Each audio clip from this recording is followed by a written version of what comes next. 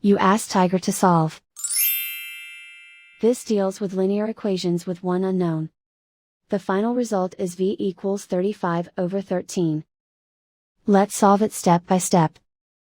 Simplify the expression. Combine like terms. Isolate the v. Multiply both sides by inverse fraction 3/1. Group like terms. Multiply the coefficients. Simplify the fraction. Multiply the fractions. Simplify the arithmetic. And so the final result is v equals 35/13.